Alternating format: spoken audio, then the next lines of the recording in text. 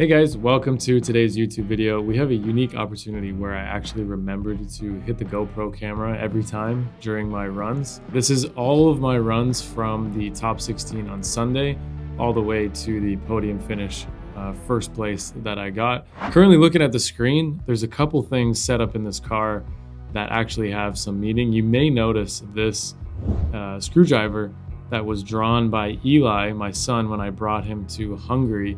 He thought that it would give me good fortune, and he was using a screwdriver or a chisel to get rubber off of some parts of the car. So I thought that was cool. I leave it there.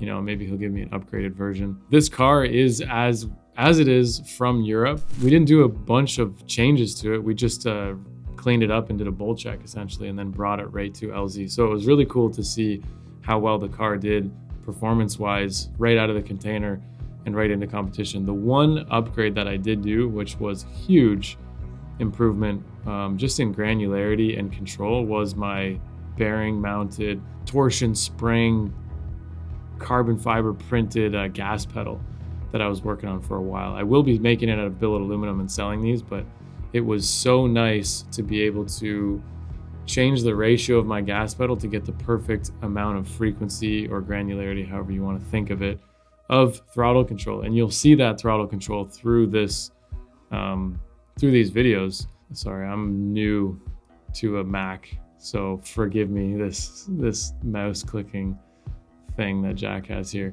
All right, let's just get right into it. This is my first battle with Adam LZ. Going into this, it was 4:30 or 5 o'clock already, and I said to myself, I'm there with my kids, it's been a weekend, we've had some issues that we resolved, and I said, you know what, if we go home now, we actually had the trailer ready to go home. There was a small amount of me that wanted to win and beat Adam at his own event more than it would be to get a head start on the drive home, and we were tired. You bring kids to events like this on your own, you are asking for a lot of work, and we passed right out every single night. My desire to win was still higher than it was to be comfortable and go home. And we did just that. We put it to his door, and I'm gonna just go over these runs with you guys.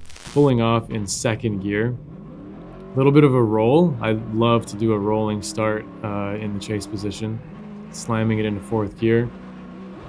Clutch kick entry, and then pushing onto his door. It was really difficult to gauge how much angle people threw, because Luke Fink the day before threw a ton of angle at the first corner. It was really hard to chase, and Adam was pretty much what I would say is a reasonable amount, because he didn't pull any out of it. Currently we're using a lot of left foot braking, as you can see there down in the wheel well. Gets a little dark in the light sometimes, but here we come in, dive in, held the handbrake a little bit long there just because I knew I transitioned a little too early. So we extend the drift with the handbrake, but then I need to compensate with a really big clutch kick to gain momentum again. In the lead, I was consistently doing a large flick. So clutch kick, early initiation, keep it at angle, and just modulate my position of the car with left foot.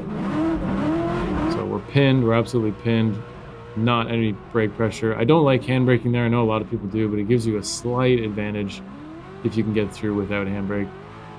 That handbrake on that transition is kind of a baby one, just because transitioning there over that bump can be quite questionable at times. This is interesting how much smoke you can see. An Accelera tire is really difficult to make a lot of smoke, so we compensated for that by getting a bunch more wheel speed, and I was just doing this for the crowd, big entry after.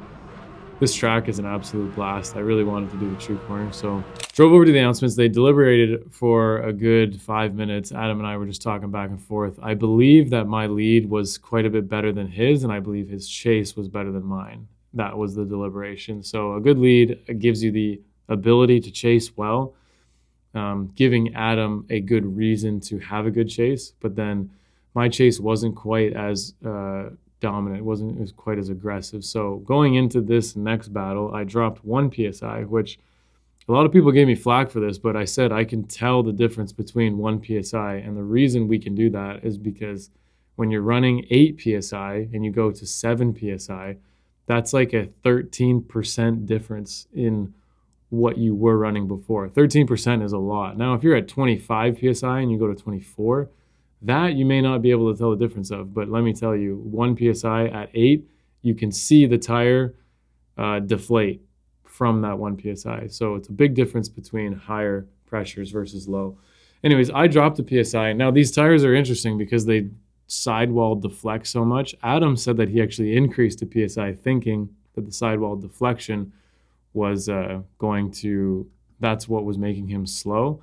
So essentially we actually gained a decent amount of pace relative to him, and we were able to really stick it to him. Again, watching, waiting for my clutch kick initiation. As soon as I see him flick,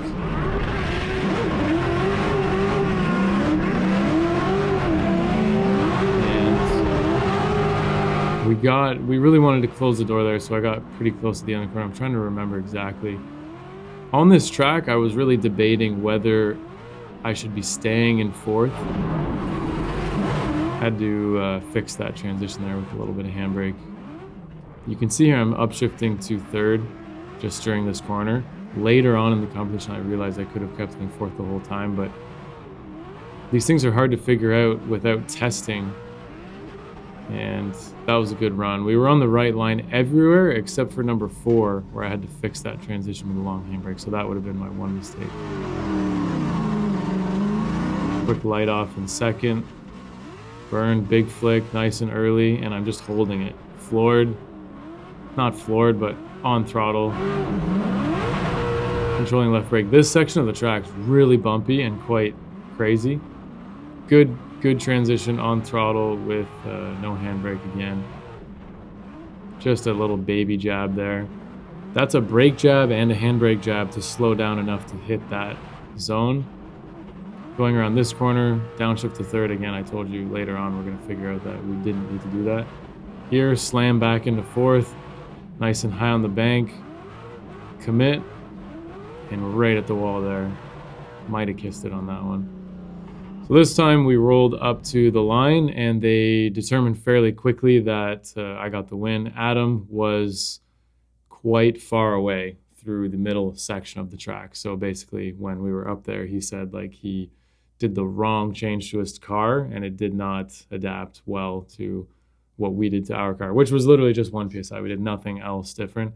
I would say it was arguably about the same. He just aired up in the wrong direction. And like I said, it's a balancing act with these tires and how much their sidewall rolls. I'm not going to say they're a bad tire because for this competition, it makes it amazing for everyone. This is Pat Goodin. I had another one more time with him. I actually forgot to record the first run. This is all of my runs from the top 16 on Sunday, so I did forget once. But the fact that he's in a 300 horsepower S13 and I'm in, arguably a 900 horsepower Corvette, these tires make it possible for us to door each other. So again, same thing. I'm gonna roll just so that I have, I can gauge my speed really well after I'm already rolling. Whereas if I light off at the exact same time as him, I risk losing traction. So again, left foot brake, modulation, trying to time these transitions perfectly. And here's a good door tap opportunity around that corner, but then you got to be careful because you need to back off through this middle section and then re-dive again. Again, we do an upshift to third. The only reason I'm doing that is my fear of like the car bogging down in fourth gear. Nice and close. The wheel is basically floating through my fingers and I'm transitioning with throttle through that entire section. So it's really interesting to see how much of a minimal input it requires to actually transition this car, just 2 fingers. Big early full drift, big throw. And again, we hold it nice and wide, full throttle, filling the zone nice and early. That's what the judges said they wanted. We're right on the line. Here you need to floor it and lift off any brake to get to the filling that end zone. Filled that one well, transitioning right over those 3 lines. Back, quick brake jab, clutch kick, and go. And here, I believe I was testing leaving it in fourth. Everything worked out really well, but you can see I'm at like 3,800 RPM. It's quite low. But it was nice not to need to shift. That's what I liked about leaving it. So I believe I left it 4th for the rest of the time, and a big entry for the crowd. Probably shouldn't have done this with the media guys right there. I did notice it on that run, and then I stopped as soon as I was like, oh, you know, something might happen. So I won that one. We're on to the next one. This is Luke Fink, top 4. This was not a 1 more time, but you see I gave him space because I knew he was going to throw a ton of angle again, because he throws it and then rolls out of it a little bit, essentially doing a backy. Here we swiped his bumper off. You can see the bumper disappear there. So that was basically a perfect transition. Did almost no damage to my bumper. Again, a little bit of space on there, and then re-dive back on the door. And upshifting to 3rd in the chase still. And here we have a nice close transition, anticipating it, diving in. That was good timing on the wall. Usually it's really easy to transition too soon on that particular stretch in the chase, because you don't want to get caught transitioning too late. That would be bad. So, but that one was very good. There wasn't really any mistakes in that chase other than you can always be closer. Same entry, exactly the same. Holding that wide line, right in the zone, filling it. Might have got out of it just a hair early. Keeping it wide. I'm looking for the box. Now the paint's disappearing quite dramatically, so it's getting harder and harder to see where these lines are. But we're still just muscle memory. You can see Luke's right there on my door. And lead run again, leading it in 4th. But you can see we got down to like 2,900 RPM there. Back on the gas. Flooring it up nice and high, throwing it in. And yeah, we've gotten pretty consistent at filling in that zone there. So we won this battle. And there was no 1 more time. This is now the finals with Lee. Same thing as applying. Giving him a little bit of space. And then he shut the door pretty quickly. And I had to do a little bit of a brake check there. But fortunately, we got right back on him. Nice transition. Had to wheel that one. Really depends on where you are in your throttle and power band. Depends on how your transition is going to be and what you need to do with your hands. So it's always going to be different. Decent transition there. I'm a little on the inside, so I'm trying to widen it out. Now we're on the right line. Nice and close transition. Sweep in. He was really shallow, so that surprised me. I almost hit his front wheel. I expected him to sweep up more into the wall. He didn't, so that just put us really, really tight to him on the wall corner. This is the final run in the lead. Same thing, big power shifts, big flick, handbrake drag, and on it. So we're at huge amounts of angle, almost on the bump stops. Dive into there. It's super bumpy, off camber. Good, no handbrake transition there. A lot of guys handbrake through that section, so not doing it is a big advantage. And brake jab, handbrake, clutch kick into that corner every time. Leaving it in 4th. Floored, kind of. We're pedaling it now just to get more traction and a nice big toss up into the wall. We scuffed the wall pretty much every run. A nice big entry for the fans here. Shutting it down because, oh, the media guys are actually gone, so that's why I kept it going. But anyways, we won the event there. Yeah, so they determined the winner.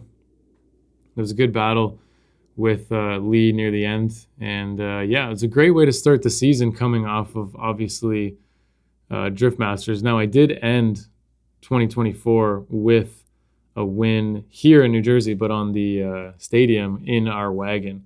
The success I've had at New Jersey prior to Drift Masters, if we look at the Gambler in 2023 and even events before that and events after, including FD back in 2021, I have a crazy winning record there. I think it's something like my Gambler season was 2 firsts, a second, and a 4th.